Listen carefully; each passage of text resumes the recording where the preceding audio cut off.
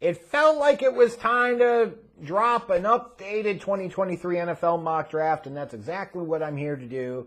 You can check it out. It's another one-rounder. Forgive me. I'm not investing as much time in it here, and I need to. But it's something for you to go off of. So you have it, you can review it, and then you can knock me and criticize the hell out of me and question everything about it like it's some type of earth-shattering thing when it's really no big deal. But yeah, let's do that. Let's go ahead and talk about my mock draft, because certainly lots of things to talk about with this one. The first thing you're going to notice is there were a number of trades throughout. That's a key thing to call out. I've also provided the details for those different trades. You also see that I've got quarterbacks going 1, 2, and 3. And I'm not saying that's incredibly likely here. At this moment, I'm not. It was just, like I said, playing different scenarios. Like, that's part of the purpose of the mock drafts. The only mock draft to me that really matters at the end of the day is the one you do right before the draft. All these other ones, you're playing out different scenarios. You're trying to get a feel for the board. You're trying to see how certain things will play out. Like, it's okay to be wrong with these, because you're going to be in most cases. So the first thing you'll notice is I've got the Raiders trading up to 1 for Will Levis, the quarterback from Kentucky. And you're going to look at me as double nuts. You're going to say, well, isn't Rodgers going to go to the Raiders? He might, right? But we're not at that point yet. So I'm assuming what happens if Tennessee trade for him instead, or the Jets trade for Rodgers instead, and the Raiders are left out in the cold and they don't have a quarterback. I'm looking at it and say, that probably makes them pretty desperate to move up to 1 and get the quarterback of their choice. To which you're going to say, why would they take Will Levis? Well, if Al Davis was alive, he might take Anthony Richardson. But Will Levis would be the next closest thing. Because I can see a number of teams, and I've said this before, I'm going to keep saying it until I feel differently, and I may not. I find it very hard to believe that NFL teams are going to have a QB1 grade overall on a 5'9"-ish, 5'10" Bryce Young. I just don't see it, especially when there are other realistic options at the top of the draft at the quarterback position. I could see him absolutely being QB3. I don't know yet about QB4, but QB3, I could see that. That is not an unfathomable situation, because you talk about Bryce Young, there are some good things to like about his film, but in some ways he is a statistical outlier. And when you're at the very, very top of the draft, you worry about some of those statistical outliers on the negative side. Now you're saying, well, you might take a guy that's an athletic freak. That's an outlier on the positive side. That's different. You know what I mean? This is more an outlier potentially on the negative side. So Levis at 1 does not feel that crazy to me. Just like the Texans staying there at number 2 and taking C.J. Stroud over Bryce Young. It could happen. It may not, but it absolutely could. However, if you get to pick 3 at that point, I would assume somebody may be trying to jump the Colts where the Cardinals are at 3 and take that third quarterback, in this case having, Carolina do that and taking Bryce Young. And if you're the Colts at that point in time, you probably just feel like jumping into an Ohio stream and letting the chemicals eat away at you, or you just kill yourself another way. You remind yourself you live in Indianapolis, and that will slowly eat away at the cockles of your soul anyways. But yeah, could you imagine that doomsday scenario for the Colts? No veteran quarterback, no quarterback in the first round because other teams have leapfrogged you. Hey, crazier shit has happened. Like, you can talk about, well, the Colts are going to be willing to drop their pants to get the 1 to make sure they get their quarterback.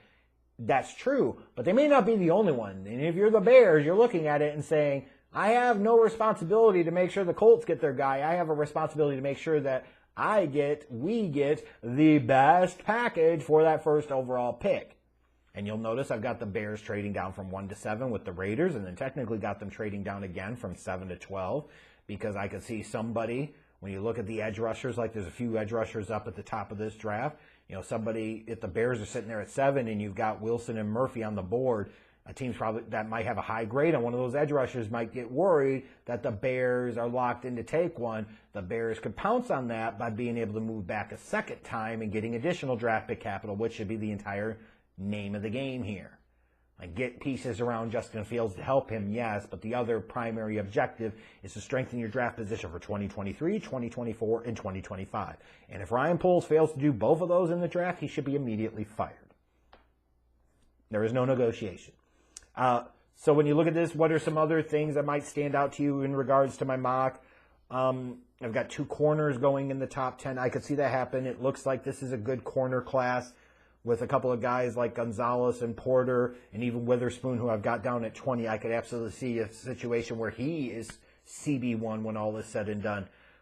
These are guys with some size, some length, some athleticism. So teams are going to value that in a pass-happy league. Getting after the quarterback, being able to cover. You're going to look at Calijah, Kancey in the top 10. You're saying, really, a 280, 285-pound interior defensive lineman? Somebody's going to look at him as a guy that could be a difference maker as a 5 technique. Somebody's going to look at him as, like the Bears, as a 3 technique. They're going to look at him as some type of guy that you can move around all over the place. As you're running a lot of sub packages as your base any damn ways, that size may not matter so much.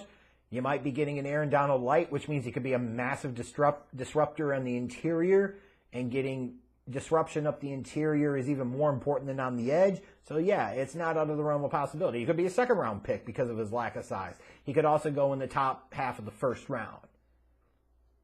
It could happen. Then you start to see, like, as you go through the 11 through 17 range, I've got a bit of a run on offensive linemen there. Bears fans looking and saying, Peter Skoronski, why do you have him called out as an offensive lineman as opposed to an offensive tackle? I don't know if he sticks at offensive tackle at the next level. Maybe you're looking at him and thinking of him as a Brandon Scherf type, and you play him inside at left guard. Why? Because you want to get rid of Whitehair and get out from his contract and save yourself, what is it, 10 or 12 million against the cap in 2023. That's what a good general manager will do. We'll see what Ryan Poles does.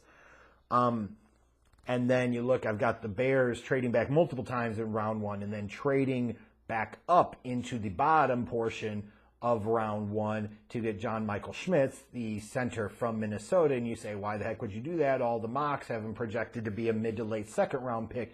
Because when you start getting towards the bottom of round 1, things can get a little squirrely, and you'll see some reaches. You'll see some guys go off the board, especially when it comes to interior linemen. They tend to get valued pretty highly in those slots from like 25 to 32. As a result, you know, the Bears need to absolutely must address the center position, go up and get a guy, especially if you got that much capital at that point. It is okay to part with a little bit of that capital to go get the guy that you really want, that you really need. You see some other trades here, obviously. Another notable one's going to be, man, you've got Minnesota trading up to 16 to take Anthony Richardson. Yeah, maybe the Commanders could bluff them and say, we really want to take him. What you got for us? And Minnesota's like, you know what? We want to have somebody in the wings to be Kirk Cousins' heir apparent, because they don't have that right now, and they know that Cousins is in the long-term future, and he shouldn't even be their present, but they're stuck with it right now, so it is what it is. If you got a team, and it's not automatically just the Giants, it could be the Vikings that could be very interested in moving up into the top half of round 1 to go get a guy like Anthony Richardson. They could also sit there and roll the dice and let the board go as it may. But they also could be curious on wanting to jump Detroit and not giving Detroit the option at 18 to be able to take a guy. I was also thinking about this draft. I had 2 tight ends. I had Kincaid going 13. I almost had a thought for a moment of mocking him to the Bears at 12. And then you've got Mayer going 18 to Detroit. It's like, why would you trade T.J. Hockenson and then just turn around and draft a tight end in round 1? Hey, fair question there. But it's a good tight end class, it looks like. So you could have 2, 3, 4 tight ends going round 1. I'd probably settle in the 2 to 3 range right now. Wide receivers, you know, there will be a run on them at some point in time in round 1, but I think it's going to be pick 20 and beyond. Like, my first wide receiver I got off the board here is Quentin Johnson at 14. And then you look, after that it's Jalen Hyatt at 23. It's Jordan Addison at 26. It's Zay Flowers at 28. Like, that's where I expect to see some type of wide receiver run. But, you know, some of these guys could also drop to round 2. And for you Bears fans that are asking me about the Ohio State kid, what about him? He might be in that mix too, right? Like, the combine will help kind of sort some of that shit out. It really will. So we're about 2.5 months away from the draft. I'm starting to feel it in my bones a little bit, starting to get excited about it. Like I said, this is my mock. You know, if you're a Bears fan, you're looking at this, like if this scenario went down, for me, in my opinion, this would be a massive win for the Bears. You'd be addressing multiple spots of need on the interior of that offensive line. You'd be really positioning yourself well still in the 2023, 2024, and even 2025 drafts. And if this was the outcome that you had from day one of the 2023 NFL draft, you'd have to be incredibly excited.